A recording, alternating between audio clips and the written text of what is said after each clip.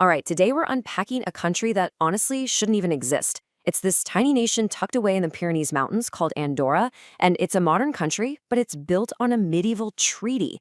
Oh, and it's ruled by two foreigners, one of whom is the president of France. Yeah, you heard that right. It's a total political riddle, so let's dive in.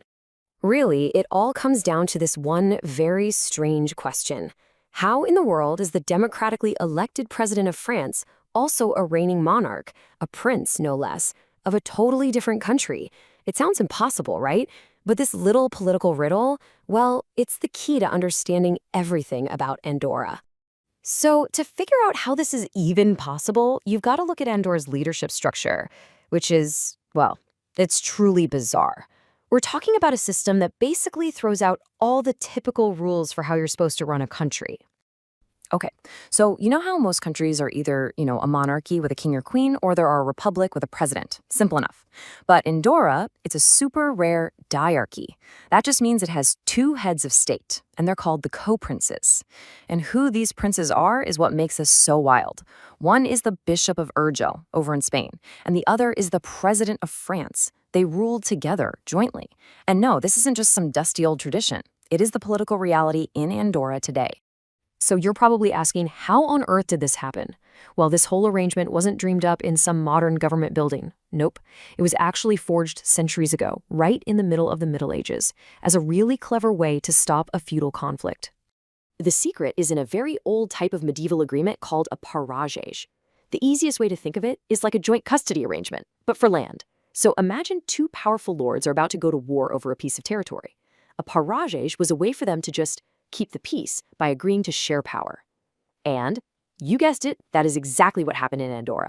So this whole thing started way back in 1278. That's when the first parrage was signed between a French count and a Spanish bishop. Now here's the crucial part. As the centuries rolled by, that French title got passed down. It went from the Count of Foix to the King of France and eventually all the way to the modern president of the French Republic. And while all that was happening, Andorra itself was evolving. It created one of the oldest parliaments in Europe, and then, in 1993, it adopted its very first constitution, which officially locked this bizarre medieval deal into a modern, democratic country. Now, this incredibly unique political setup gave Andorra stability and kept it independent for centuries, but it also meant it was super isolated and pretty poor for most of its history. Of course, that couldn't last forever. In the 20th century, the country figured out how to use its unique geography and special status to completely, and I mean completely, transform its economy. Just look at this number, 8 million. That is how many tourists visit this tiny country every single year. A country with a population of less than 88,000 people. That's, nearly 100 tourists for every single resident? It's an absolutely staggering figure, and it tells you everything you need to know about how important tourism is to modern Andorra. And to put that into perspective for you, tourism isn't just a part of Andorra's economy. It practically is the economy. We're talking a whopping 80% of its GDP. This incredible transformation from this isolated mountain territory to a major travel hotspot, that's really the heart of Andorra's modern success story. So what are all these millions of people coming for? Well, the appeal really boils down to three main things. First, you've got duty-free shopping, which is a huge magnet for bargain hunters from France and Spain.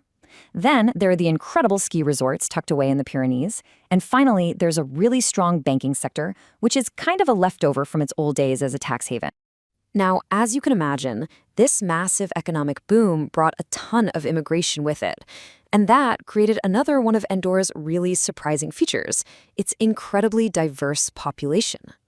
And the result is something that honestly surprises most people. Get this, native Andorrans are actually a minority in their own country. The biggest group is Spanish, and there are also large communities of Portuguese and French folks. It's turned into a real European melting pot. And of course, that demographic mix shows up in the languages you hear on the street. The official language is Catalan, but Spanish is spoken almost just as much. You'll hear a lot of Portuguese and French too. Being multilingual is just a normal part of daily life there.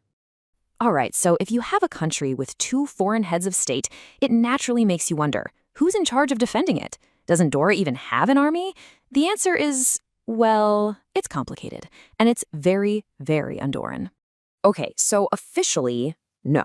Andorra does not have a standing army. Its defense is basically guaranteed by its huge neighbors, France and Spain. However, it does have this traditional civil militia called the somatent.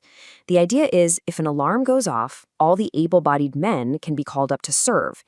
And get this, there's an old law, and it's still technically on the books, that says the head of every household is supposed to keep a rifle at home for exactly this reason. I mean, that is a tradition straight out of the Middle Ages. You know, for hundreds of years, the one word that really defined Andorra was isolation. But that all changed in the late 20th century. It started taking these huge steps to join the rest of the world, all while trying really hard to protect the unique traditions that make it, well, Andorra.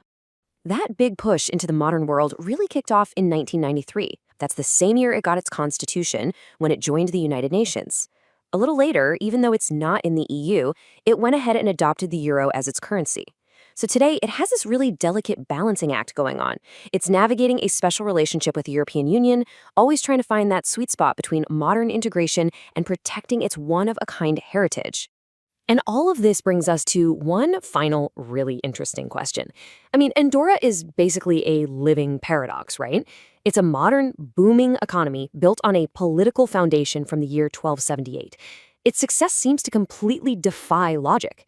So the question is, can this medieval principality, something born from a feudal compromise, really keep thriving in the 21st century? Well, so far, the answer seems to be a resounding yes.